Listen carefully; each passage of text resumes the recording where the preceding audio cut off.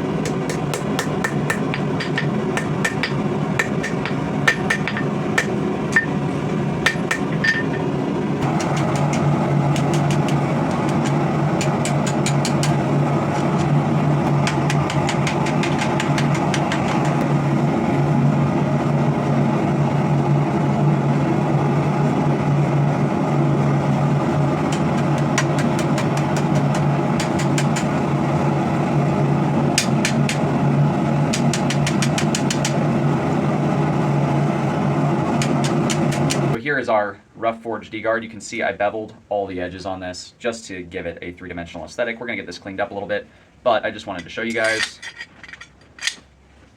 Fits up beautifully. It will look pretty damn nice on there once it's cleaned up and mounted. It's going to be a very light sword by the time it's done, simply because this guard does not weigh much and neither does this blade. So this should be quite an interesting sword when it's all said and done. I'm just going to pop on over to the sander real quick, clean this up a little bit, and then we'll go from there.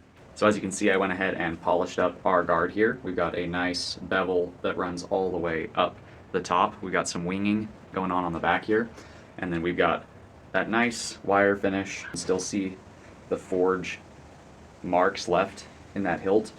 This way the hilt looks somewhat antique. It looks older, and the blade looks nice and polished and clean and snazzy. So it really is going to make that blade pop a little bit. So now that our guard is ready to be attached, let's go ahead and weld it into place on the base here. We'll cut the excess off after we weld it, and then we'll put an edge on the sword, get the handle all wrapped up, and this blade will be all set. So I'll see you guys back here in just a sec once it's all assembled. So here we are with our guard mounted to the sword. As you can see, we have a nice welded on tang at the base here, and then it's actually also been welded into place up here. I'm just gonna do a little bit of cleanup work on that off camera, and then I'm gonna go ahead and put the handle on this piece, and then this little small sword will be all set. As you can see, it has given me a little kiss, so that was through a glove. I was polishing certain part of the top here, and I slipped, and it went right through my glove and gave my thumb a nice kiss, but I super glued it back together, so we're fine. Don't play with swords, kids. They're pointy and they hurt. As you can see, we've got that nice needle point blade with that very nice sharp edge running down there. You can see I just added that final little edge bevel. So it's got a primary bevel that runs pretty much the entire length of the sword blade, and then a secondary bevel just on the edge there to, give it that extra little bit of sharpness. And obviously, it is quite sharp because it cut right through a welding glove and right into my finger. So, it's sharp enough to do the job. But I'm gonna go do the rest of the cleanup work on the interior of this handle off camera, and then I'm gonna go ahead and wrap this handle with some jute twine, and this sword will be set for testing.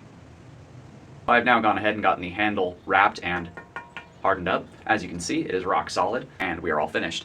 This sword weighs exactly 1 pound, 2 ounces, so you can easily just pinch it between 2 fingers and hold it.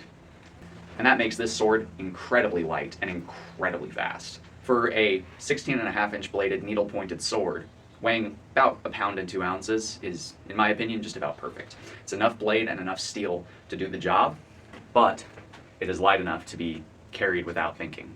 This would be a self-defense style sword, reminiscent of the Victorian era, something you would see your more common folk have. Since this is more of a dagger type design to begin with, even though it's not double-edged, it is more of a dagger type design. This would have been something you could have used to skirt those pesky you can't carry a sword in town laws. And it would be quite an effective self-defense tool, considering it has essentially steel knuckles that you can use as a metal boxing glove. You've got your nice little rivet on the bottom for hammer fisting down on things like shoulders and the top of the head. And then you've got that very nice needle point for thrusting, and that very interesting triangular edge geometry of this blade, so it is stout enough to cut through thicker clothing. And if you don't think a sword like that can cut through thick clothing, I got news for you. That happened through a welding glove, so it cut straight through a leather welding glove and right into my thumb when I was hand sanding. So yes, it would cut through thicker clothing if you were accosted by somebody wearing a coat.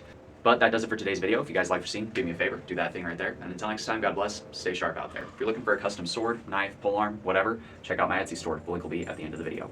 And keep an eye out for the next video where we test this crazy little needle sword.